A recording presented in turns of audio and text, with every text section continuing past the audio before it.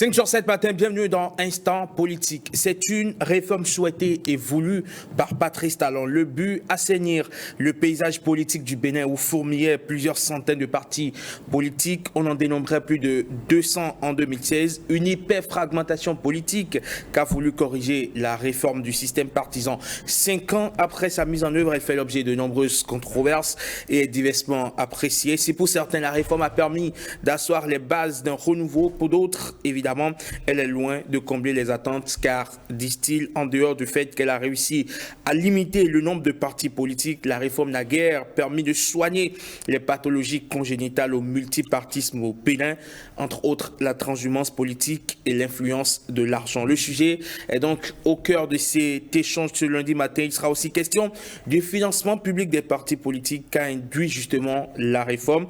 Que font-ils concrètement avec les sous? On essaiera d'en savoir davantage avec ce matin 2 invités triés sur le volet comme toujours. Wilfred Apollinaire Avoyon, le président du parti NFN, Nouvelle Force Nationale, parti non allié. Bonjour et bienvenue. Bonjour Amon. Comment allez-vous? Je vais super bien, vous. Ça va? Plaisir de vous recevoir sur 5 sur 7 matin. En face de vous, Christian Parfait Aoyo de l'Union progressiste Le Renouveau. Bonjour et bienvenue. Bonjour aux auditeurs et téléspectateurs de radio et de la télé. Merci beaucoup d'être avec nous ce matin pour évidemment aborder ce sujet d'intérêt, évidemment, pour permettre à nos téléspectateurs, bien sûr, de pouvoir comprendre de quoi cela retourne. Alors aujourd'hui, on va y aller vraiment tout de suite. La réforme du système partisan intervenue donc en 2018, entrée en vigueur, a permis quelque peu d'asseoir les bases d'un renouveau en termes bien évidemment de multipartisme au Bénin. On est parvenu à asseoir à tout le moins mal en mal de grands ensembles politiques. Aujourd'hui, on dénombre plus d'une dizaine, un peu plus d'une quinzaine de formations politiques. Pour vous, est-ce que c'est déjà ça la réussite de la réforme? Alors, 5 ans juste après la réforme, donc après la première loi qui a remplacé celle de 2001, portant charte des partis politiques, donc celle de 2018 modifiée en 2019, 5 ans après, donc disais-je, il serait trop tôt de conclure que c'est un échec ou c'est une réussite. Ce qui est patent, c'est que nous venons de loin en matière d'organisation des partis politiques. Nous avons aujourd'hui le paysage politique, le landerneau politique s'est assaini. Aujourd'hui, une dizaine de partis sont conformes aux règles de la République et 3 ou 4 partis bénéficient du financement public.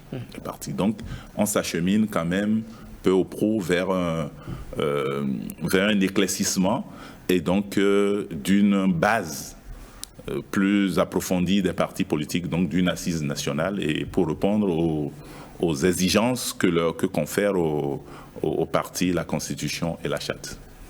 Voilà. Monsieur Wilfred Apollinaire Avoyon, est-ce que les attentes sont comblées? Non, la réponse elle est évidente. La réponse elle est évidente. Vous savez, très belle introduction de Demon qui disait que la seule chose que la réforme a pu faire, c'est de pouvoir... Non, je n'ai fait que relayer l'avis. Absolument, voilà. que je partage. Laissez-moi quand même aller au bout de ça. Non, en fait, je vous explique, la seule chose que la réforme a pu opérer, c'est de limiter le nombre des partis politiques. Le reste, je ne vais pas dire qu'un fiasco parce que c'est une entreprise humaine. Toute entreprise humaine étant tachée d'imperfection, nous sommes en droit de donner nos opinions sur la suite. Alors la question est quoi aujourd'hui? On a l'impression que la loi a été pensée, conçue, mise en œuvre pour nuire aux autres. Je donnerai des exemples, je serai factuel. Je ne verserai pas dans des trucs pour pouvoir dénigrer. Vous savez, nous avons vécu la réforme du système partisan. Nous n'avons pas eu les faveurs de qui que ce soit pour pouvoir traverser les mailles imposées par la réforme. Vous, la Nouvelle Force? La Nouvelle Force Nationale. Vous savez, je donne, il a cité de lois. Vous savez, la réforme, quand on parle de la réforme du système partisan, il faut dire à nos compatriotes de quoi retourne. Je dirais qu'en réalité, ça fait 5,75% de loi. Je dis 5, parce qu'il y a la loi de 2018 qui a été votée, modifiée en 2019, notamment le 17 septembre, mais qui n'est pas respectée. J'ai été victime, mon parti a été victime de ça. Je donne l'exemple. La loi dit en son article 23 que quand vous déposez votre dossier au ministère de l'Intérieur, le ministre de l'Intérieur a 2 mois pour pouvoir dire si vos dossiers sont conformes à la loi ou non. Ce que nous avons fait. 2 mois plus tard, on a fait constater à M. Saka Lafia, bon, il disait qu'il est vétérinaire, que nous venons de constater les délais 2 mois expirés de la loi. Et que, conformément à la disposition de la même loi, nous étions à pied d'œuvre pour aller au journal officiel, pour faire les formalités. Par voie du chef. J'ai les preuves de tout ce que j'ai dit. Nous avons ensuite envoyé notre dossier au niveau de Porte-Nouveau au journal officiel. Ils ont fermé toute la maison pour dire que ne pas aller créer de problème.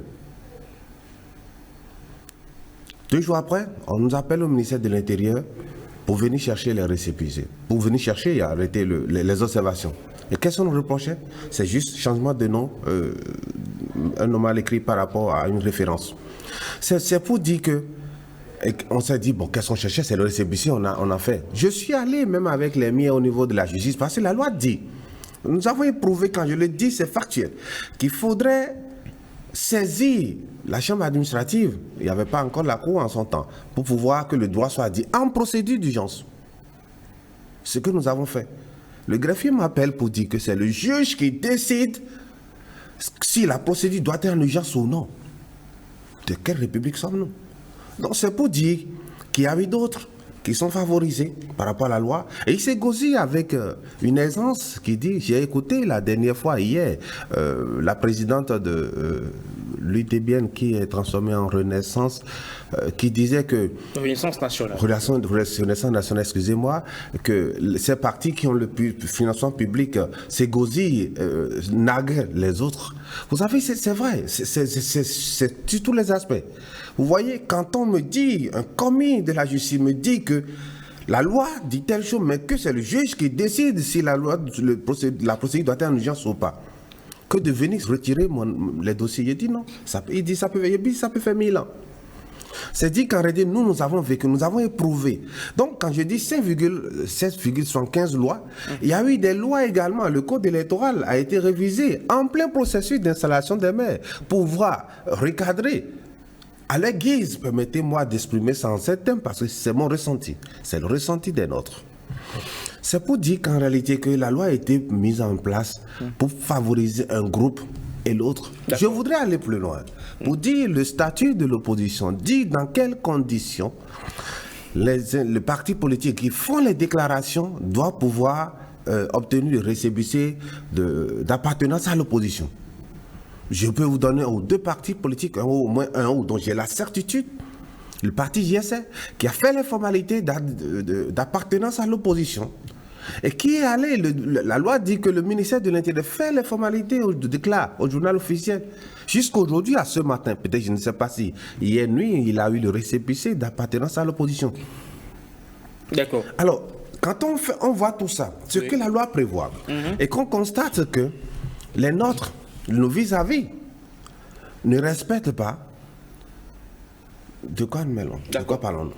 Christian Parfer-Ouyo, qu'est-ce que vous avez à répondre justement à ces observations de Wilfried Apollinaire Avoyon qui estime justement qu'il y a une minorité manifestement favorisée au détriment d'une peut-être autre minorité ou d'une majorité peut-être qui vraiment se retrouve à devoir subir les 12 travaux d'Hercule? Vous êtes d'accord avec moi que je ne veux pas répondre. Je vais plutôt apporter les éclaircissements et les connaissances que je connais de la pratique de la mise en œuvre de ces lois. Absolument. Pour dire qu'effectivement, il y a eu en 2018 la loi 2018-23 de septembre 2018 qui a été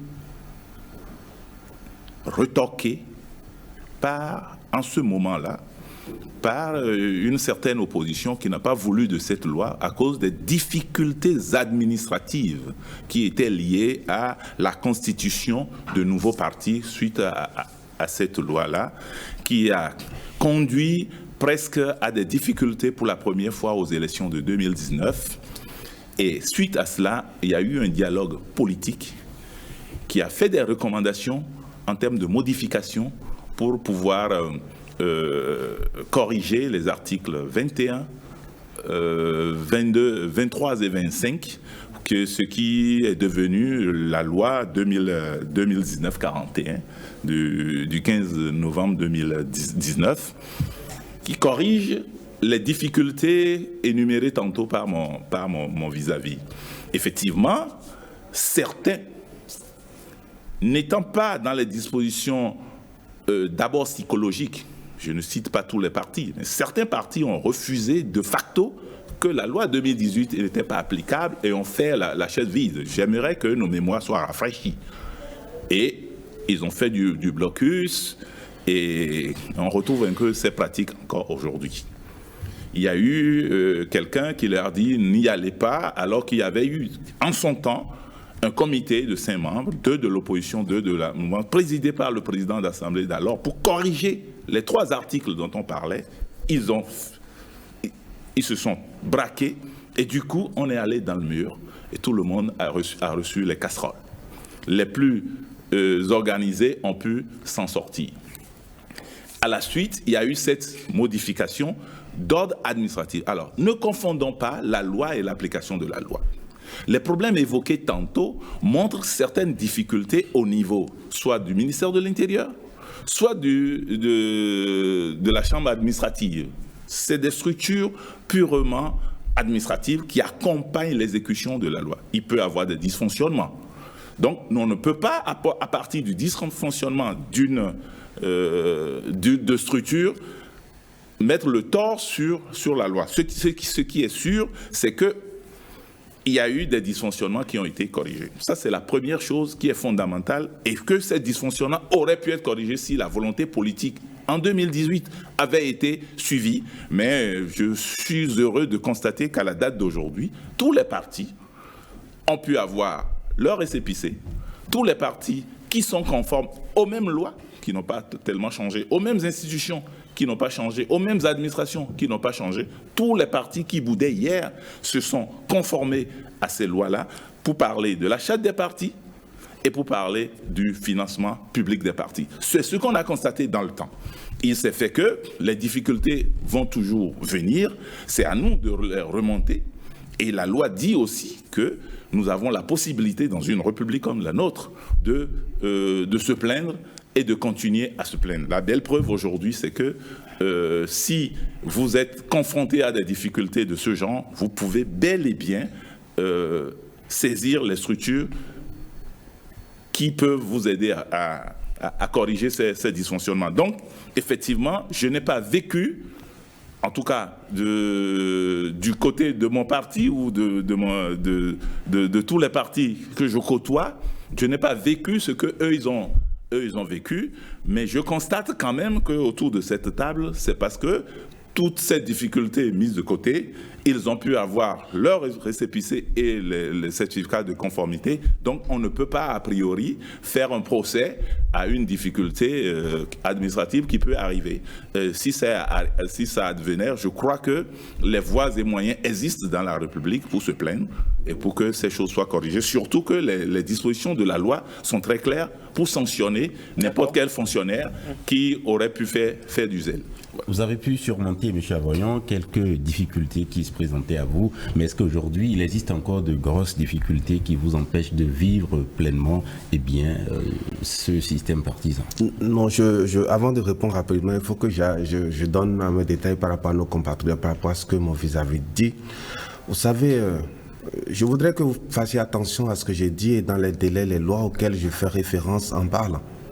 Ce que je vous dis, vous avez dit qu'il y avait des difficultés qui ont été corrigées en 2019. Non, c'est faux. Ce que j'ai vécu avec les miens, c'était en 2020. Donc, c'était la loi 2019-41 du 15 novembre 2019 qui a été ce que nous avons vécu. C'est-à-dire, le nouvel article qui a été revu disait, pour corriger les difficultés que les autres ont eues, que le ministre de l'Intérieur, dans 2 mois, et on a cadré ça dans 2 mois. Et pour répondre à votre question aujourd'hui, ça continue. Ça continue. Les exemples sont légion. Vous savez, on a tous assisté. Vous savez, en début d'année, j'ai été débouté à la Cour constitutionnelle par rapport au rejet de notre liste par rapport aux élections. Et j'ai écouté le directeur général des impôts quand notre avis avait dit qu'il y a tout ce qu'il faut pour punir les fonctionnaires qui n'auraient pas fait un certain nombre de choses. La loi faisait obligation à un certain nombre de choses d'agir. Mais dites-moi, quand le directeur général dit par exemple, le directeur général des impôts, dit qu'il a reçu l'instruction, les compatriotes ont suivi, qu'il a reçu l'instruction de ne pas délivrer, qu'est-ce que vous répondez à ça? Première observation. Deuxième chose, je vous dis que jusqu'à ce matin, des partis politiques ont fait les formalités d'adhésion à l'opposition et à l'heure où je vous parle, ils n'ont pas eu le récépissé d'appartenant à l'opposition. 3. Jusqu'à l'heure où je vous parle, la loi dit que la Sénat propose un décret de nomination de chef de file de l'opposition. Vous connaissez qui le décret aujourd'hui? Vous connaissez? Quelqu'un a accès au décret? Qui dit qui est le chef de file de l'opposition? Le porte-parole du gouvernement a clarifié cette situation. Non, dites-moi.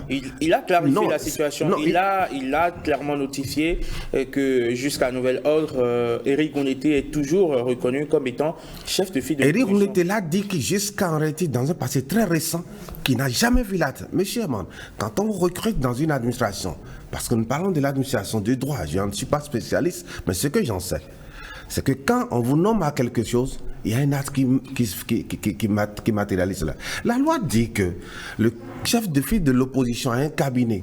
Dites-moi, qu'est-ce qui a été opérationnalisé pour permettre, qu'est-ce qui a été mis en place pour opérationnaliser la loi, enfin, c'est son cabinet. Juste là, rien. Donc, ce qu'on vient de me dire que les dispositions sont mises en place, non. Aucun dispositif rigoureux n'est mis en place pour contraindre ou pour punir à la hauteur des forfaits ceux qui commettent en réalité ces dérives. La plus forte raison pour se dédouaner, l'ex-ministre de l'Intérieur disait quelque part que lui n'est qu'un vétérinaire. Aujourd'hui, il est le président de la Sénat.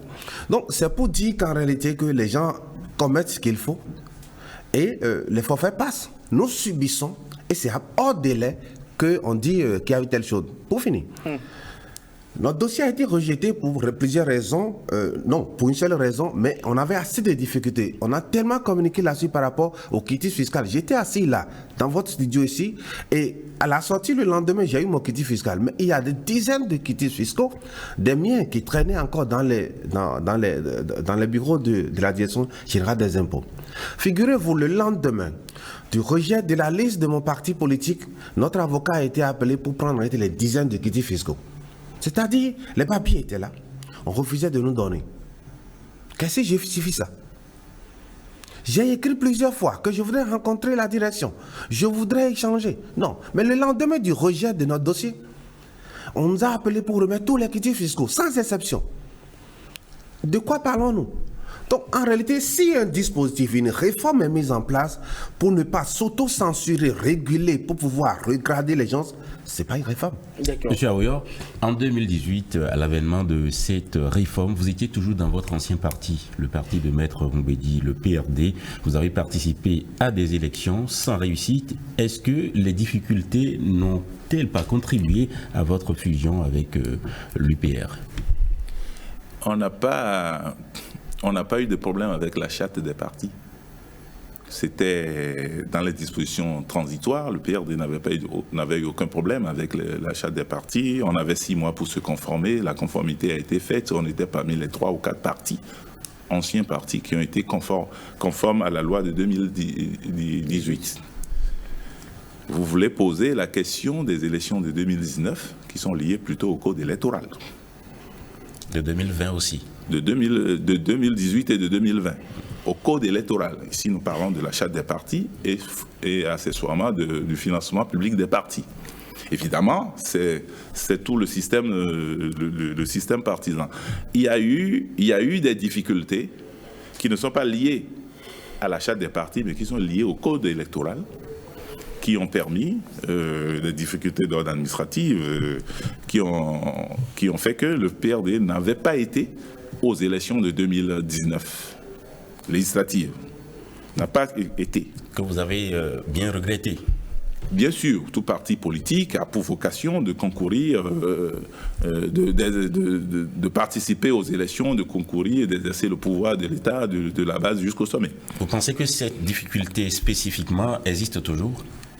Non, ces difficultés ont été circonscrites dans le temps et dans l'espace et ont trouvé des solutions aussi bien exogènes qu'endogènes. Ma question était de savoir si ces difficultés ne vous ont pas poussé à aller vers l'UPR. Non, ce n'est pas les difficultés qui nous ont poussé à aller vers l'UPR. Il faut dire d'abord que les difficultés s'appréhendent par rapport à l'environnement global et par rapport à l'environnement interne. Le PRD n'a jamais refusé d'aller dans les grands ensembles, puisque nous étions... Une fois, ça n'a pas marché. Une première fois, ça n'a pas marché. Ne confondez pas les élections qui n'ont pas marché. Une première fois, on a vu le PRD qui a refusé au moment où on formait les grands ensembles, au moment où on formait les deux blocs. PRD, oui. Laissez-moi vous le dire, puisque j'occupais une position aussi stratégique que cela, aussi bien dans le parti qu'au Parlement, en tant que conseiller technique du président de l'Assemblée nationale d'alors. Je vous dis qu'il s'agissait bel et bien de dispositions qui ont été prises pour aller aux élections de 2019. Et tout ça fait partie du système partisan? Bien sûr, bien sûr. Des partis ont échoué. Des partis n'ont pas été du tout, et puis se sont rattrapés. Ce qu'il faut reconnaître dans l'ensemble, c'est que le système s'éprouve. Le système partisan s'éprouve, et nous sommes à 5 ans des élections. Si on fait un focus uniquement sur un parti, on risque de trouver tout le temps midi à sa porte. Ce qu'il faut surtout garder, c'est de dire que où en sommes-nous au niveau de la situation? Ce qu'il vient de dire le président le représentant de Nouvelle Force, le président de Nouvelle Force nationale, ça s'entend. Il faut le vérifier, je crois qu'il est de bonne foi. Une fois que c'est vérifié, ça pose un problème à la classe politique de revoir les choses qu'il faut corriger. La vocation du système partisan, ce n'est pas de bloquer X ou Y. Si par exemple le statut de l'opposition qui est très clair, je crois que pour ces genres de choses, il faut retoquer et saisir les structures qui doivent le faire. Ce qui est important et sûr, c'est que l'opposition aujourd'hui se manifeste aussi par la présence à l'action gouvernementale.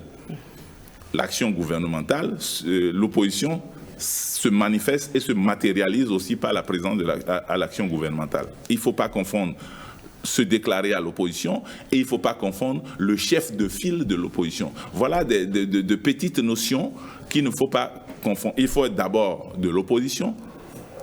Il faut se déclarer de l'opposition. Et pour être chef de file de l'opposition, il faut avoir gagné un certain nombre de sièges pour prétendre à cela. Et de facto, pour revenir au décret, la loi s'applique d'elle-même, puisque les conditions pour être chef de file de l'opposition sont connues par la loi, bien décrites, même si un décret d'application n'est pas clairement spécifié. Il y a eu déjà un chef de file de l'opposition qui a bénéficié de tous ces droits par rapport aux élections communales de 2020. Et puis aujourd'hui, il y a après une autre élection, puisqu'on se réfère soit aux dernières élections communales, soit aux dernières élections législatives, et dans le cas échéant, c'est les élections législatives, et c'est celui qui a gagné de l'opposition ces élections législatives qui devient de facto le parti, qui devient de facto le chef de file de l'opposition. Monsieur Aroyo, nous allons faire quelque peu évoluer la réflexion. Évidemment, on vient de peindre une situation ou des situations, mais liées, on va dire, à la gestion administrative, liée justement à cette réforme du système partisan. Mais lorsqu'on interroge aujourd'hui les aspirations politiques, il n'y a que le système partisan veut permettre à ce que déjà les partis aient une identité nationale, aient une idéologie, aient une école du parti, puissent vraiment former des citoyens à l'action politique. Est-ce qu'aujourd'hui, au sein des formations politiques, cette vocation justement de la réforme est véritablement ancrée? Est-ce qu'on est en droit de dire aujourd'hui qu'on est parvenu à asseoir de véritables grands ensembles qui impactent, on va dire, la classe politique?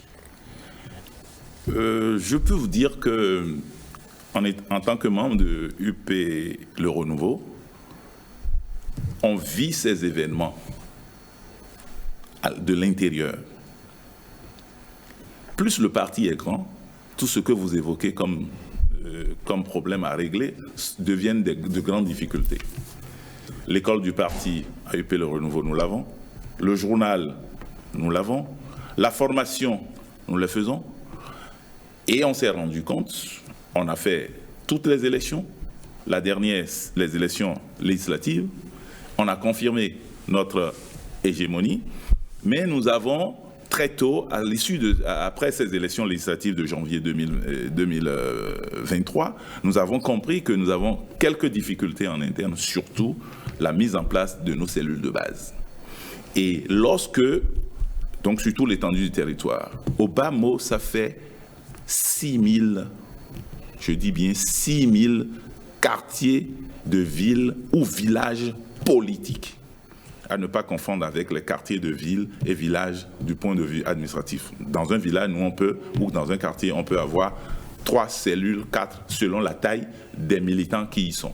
On a fait un recensement dernièrement et on va commencer la mise en place des assemblées générales pour pouvoir mettre 6 000 structures sur pied. 6 000 structures sur pied, c'est toute une organisation, tout un maillage. Ce n'est pas sans difficulté.